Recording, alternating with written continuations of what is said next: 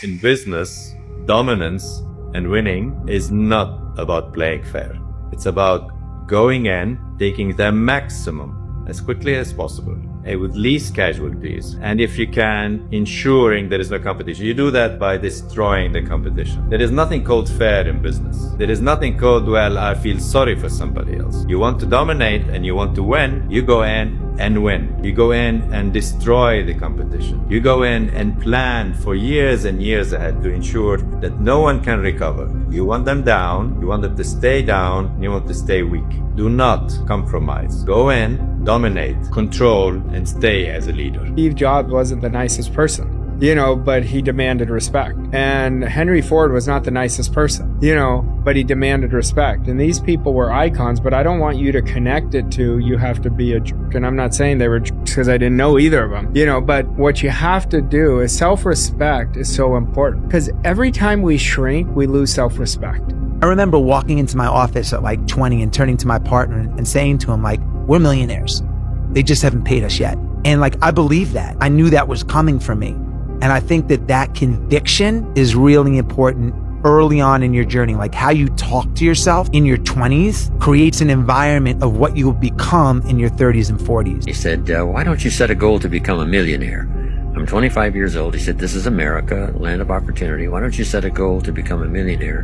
And then he said, for what it will make of you to achieve it. And I thought, wow, that's a whole different philosophy. Set a goal to become a millionaire for the person you have to become in order to be worth $1 million.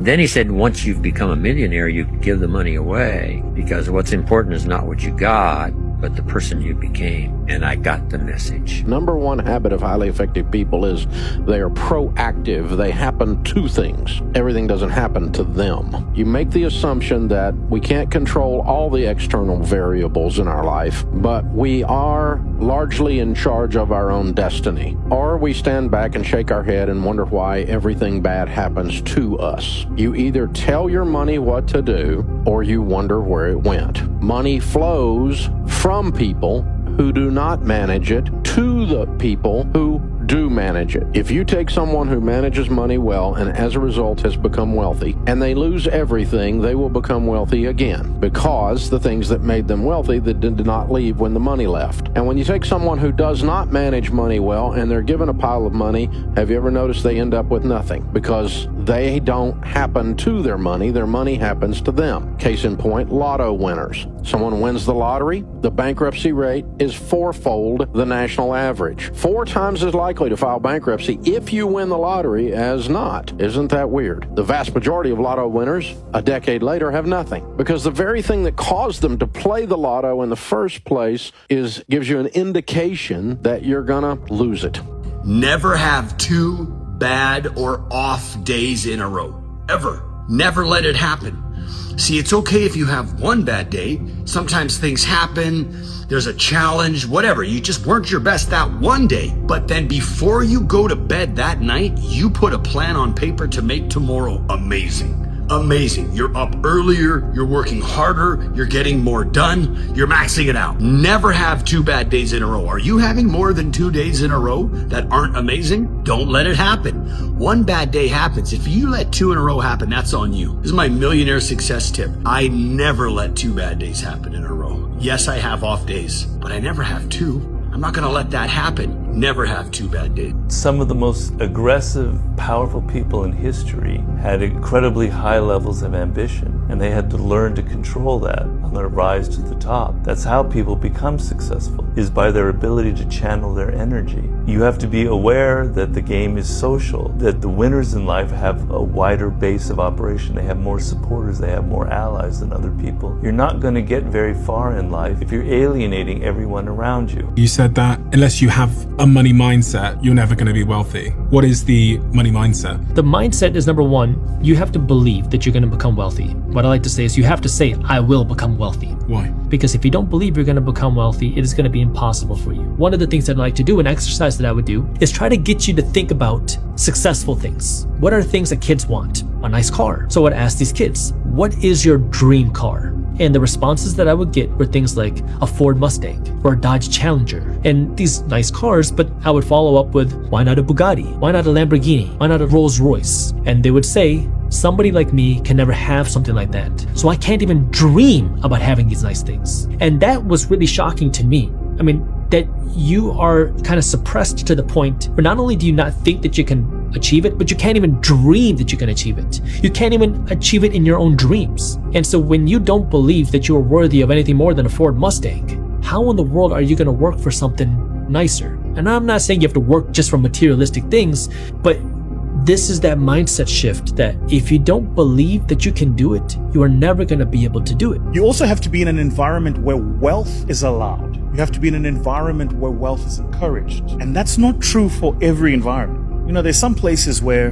the minute you begin to do well, the people who know you will start to act different around you. They'll start talking about you behind your back. And those places are also very dangerous because those people tend to want to drag you down. Because misery loves company, right? The thing about growth, the thing about greatness is you have to make sure you're in the space where people around you don't see you being crazy as an outlier. You know, in fact, where they encourage it. Yeah. Where they look at you wanting to do big things and they say, that's not big enough. You will be the first millionaire in your family. How does your mama feel about that? How do the people in and around your life feel about what God is doing for you individually? True dominance starts when you see your value. Except you see your value, dominance can never be in view. Actually, that's what it is. Actually, let me give you a very interesting observation. People who have low self-esteem, is not that they have low self-esteem, it's that they have low vision. Because the day their eyes truly open, what begins to happen is that they see who they truly are. Once they see who they truly are, they can't unsee it. Then you see something that is called hyperconfidence or overconfidence. That overconfidence now grants them the dominion. You want to know what millionaires and billionaires do every day before 9 a.m. that you're probably not? They have a plan. They don't just go about their day every single day as if Monday is no different than Tuesday. They have it to the line or to the button. They know exactly what's going to happen. And if you look at some of the most successful people out there, they actually time block things really on a stringent schedule. But the most important thing they know is they know what they need to accomplish during that day and during the week. So when they go to work or when they go on their runs to the gym, they know exactly what they're trying to get done. They don't leave things up to chance. And if you start doing that as well and start figuring out where you need to be at the end of the day and what you got to get done, you'll see monumental changes in your success. So it's very simple. Sit down, make a plan day to day, week by week, and watch the growth over 30 days. Act like a millionaire and a billionaire. You'll be one soon. Yeah, one of the things that changed for me was when I'm pursuing a business deal or relationship, I used to think about like, what's in it for me? Like, how much can I get paid? What's the money opportunity? What's my earning potential in the situation? And what really shifted for me was I don't even think about that or care about that at all in the beginning parts. Most importantly is I'm trying to figure out how I can provide value, what I can bring to the table, what I can give. I mean, there's so many times now today where there's like deals I'm working on, and before like we actually even get the full deal finalized, I am going to work for this client or this company that's hired me. And I think that that's just the best way, like putting your best foot forward, really giving, going out of your way, above and beyond to try to bring value as soon as possible is going to put you in the best situation to win in the long term, even just as personally as an individual and a mindset, the way you see opportunity, but really with companies and individuals and people that want to pay you for your services. It's just going to energy change. And that's the energy that I want to put out there for sure. Millionaire spending is not about labels, it's about psychology. The flash and status symbols you're seeing online, that's fantasy. Real millionaires are focused on something much deeper and much more important. They're focused on security, growth. They're focused on intention. They're focused on demonstrating their values. They're focused on owning their time, their most precious resource. They don't spend to impress others, they spend to express. What are their goals? Freedom, adventure, connection with others. But I will say this, you can start living this lifestyle right now. It's a mindset. You don't need to wait until you're wealthy. As a matter of fact, that's a terrible idea. You need to focus on how can I start owning the time that I have to do the things I love with the people I love? How can I start doing that right now? The one that really changed my life, Think and Grow Rich. There's one part in here that I found a classic. It's on persistence. See, if you persist, you can do anything. He said there may be no heroic connotation to the word persistence, but the quality is to the character of the human like what carbon is to steel. There are 4 simple steps which lead to the habit of persistence. They call for no great amount of intelligence and no particular amount of education and but little time or effort. Here's the 4 steps. Number 1, a definite plan or a definite purpose backed by a burning desire for its fulfillment. Number 2, a definite plan expressed in continuous action. Number 3, a mind closed tightly against all negative and discouraging influences, including negative suggestions of relatives, friends, and acquaintances.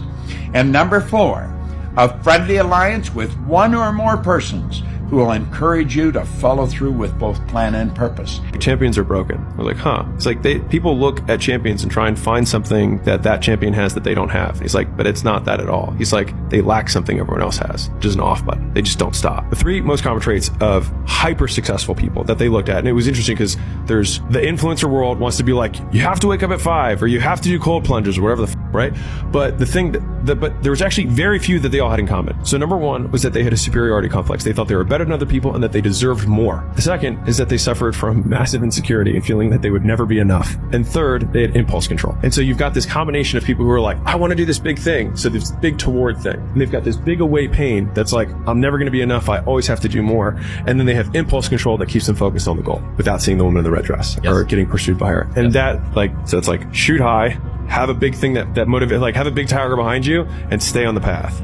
Think and grow rich. And he said there's a secret in this book. And he said if you can find the secret in the book, you can have anything you seriously want. But I found in one place here, he said a peculiar thing about this secret is that those who once acquire it and use it find themselves literally swept on to success. He said if you doubt this, study the names of those who have used it wherever they've been mentioned. Check their records for yourself and you'll be convinced. Upwards of 100 names here. He's got Henry Ford, William Wrigley, James J. Hill, and all the great people that he had mentioned here. And you know what I found? I found they were no different than you. Many of them had very little formal education, which made me feel fairly comfortable because I didn't either. The results they were getting. In his chapter on persistence, and he mentions that persistence, they'd get a hold of an idea and they'd stick with that idea. And I look back in my own life and I never did that. It was in 100 different places in the book. Decide what you want, write it on a card, carry the card in your pocket, and read it as often as possible every day. How to have a millionaire's mindset? Well, first of all, I've got to think like a millionaire. The way a millionaire thinks, he thinks he can have it all. What does that mean? Well, he can have a nice house, he can have a nice family, have a nice car, have a nice career. So you need to imagine and start the dream going. Put yourself on the path to imagining yourself being successful and enjoying the fruits of your labor. You might think it's hard to imagine to start with, but it really is not. And the next thing is, get yourself doing the things that successful people, quote, millionaires do. Possibly join a club, join a sports team, join an organization for networking. Hang out with millionaires, try and get a millionaire for a mentor, read the papers about what millionaires are doing, what trends are going on in the world, and start thinking like a millionaire, and next thing you know, you're going to become a millionaire. I guarantee that this does work. I met a guy back in 1979, very wealthy fellow who had a positive, upbeat attitude. He was driving a Rolls Royce, had a handmade suit on, all this, Rolex watch and diamond rings and everything. And I said to him, well, if I had your money, I'd have your attitude too. And he almost wanted to punch me in the nose. He could just say how that infuriated him. And didn't infuriate him because I offended him. It infuriated him because he, out of love, wanted me to succeed. And he knew that with that attitude, I would not succeed. And so he really zapped me with that look. And he says, no. He says, the money doesn't give you the attitude. The attitude gives you the money. You have to have the attitude of a rich person when you're flat broke and you can't pay your bills. And you have to maintain that attitude week after week, month after month, and sometimes year after year before the money catches up. But you have to have the attitude first, because the attitude gives you the money never gives you the attitude. If you get money, like hit the lottery, don't have the right attitude, what happens? 98% of all lottery winners go bankrupt. Think about that. When I became a millionaire, 9 months out of law school and a multi-million by the time I was 30, I moved to a different world. It wasn't a world of not enough, but it was a world of just enough, where I'd buy things to be happy, buy more things to be happy, buy different things to be happy. I'd buy things to impress people. I'd buy things to impress people I didn't even like to be happy. And that ended up, moving me to a place of transactions. Everything I could give to receive. Everything was quid pro quo. There was complete scarcity, even in the world of just enough. Even though I was giving money to charity, it was a world of just enough for me. Once I transitioned to the world of faith, the world of more than enough of everything for everyone, when I realized there was something bigger than me, an omniscient, all-powerful, all-knowing, omnipresent source of everything, of infinite probabilities, of infinite realities. Once I shifted my paradigm to live in the world of more than enough of everything for everyone, why wouldn't I do everything that I could and give it away and then ask for more?